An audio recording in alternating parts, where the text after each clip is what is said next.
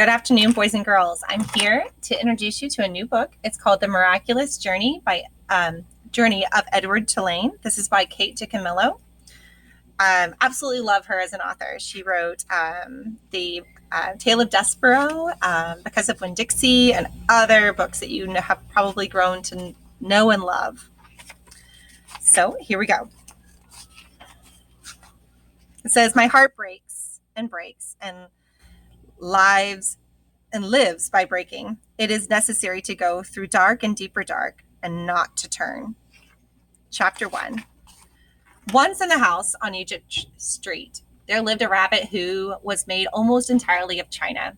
He had china arms and china legs and china paws and a china head and a china torso and a china nose.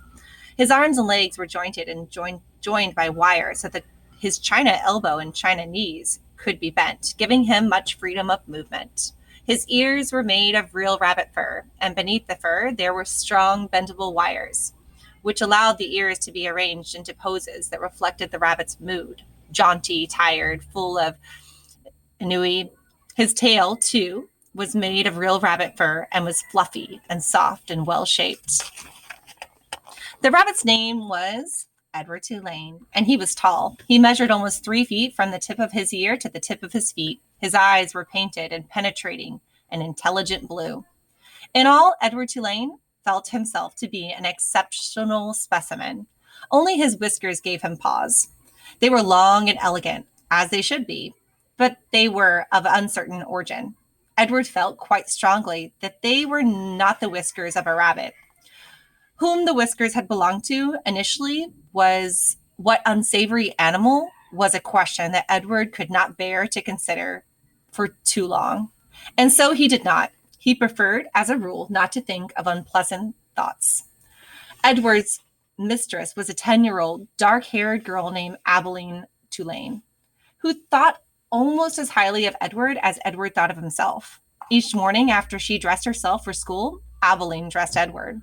The china rabbit was in possession of an extraordinary wardrobe composed of handmade silk suits, custom shoes fashioned from the finest leather and designed specifically for his rabbit feet, and a wide array of hats equipped with holes so that they could easily fit over Edward's large and expressive ears.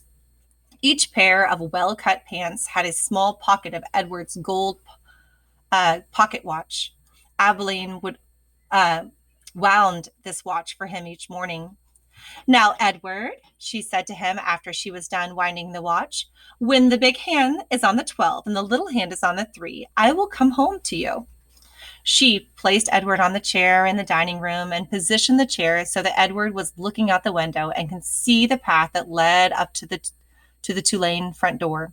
Abilene balanced the watch on his left leg. She kissed the tips of his ears, and then she left, and Edward spent the day staring out at Egypt Street, listening to the tick of his watch and waiting.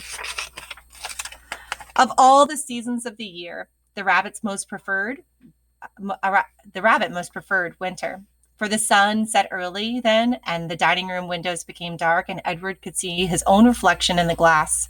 And what a reflection it was! What an elegant figure he cut! Edward never ceased to be amazed by his own fineness. In the evening, Edward sat at the dining room table with the other members of the Tulane family: Abilene, her mother and father, and Abilene's grandmother, who was called Pellegrina.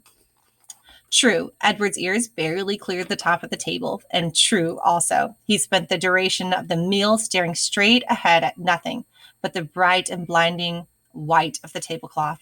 But he was there, a rabbit at the table. Abilene's parents found it charming that Abilene considered Edward real, and that she sometimes requested that a phrase or story be repeated because Edward had not heard it. "Papa," Abilene would say, "I'm afraid that Edward didn't catch that last bit." Abilene's father would then turn in the direction of Edward's ears and speak slowly, repeating what he had just said for the benefit of the china rabbit. Edward pretended, out of curiosity, out of courtesy to Abilene, to listen. But in truth, he was not very interested in what people had to say. And also, he did not care for Abilene's parents and their condescending manner towards him. All adults, in fact, condescended to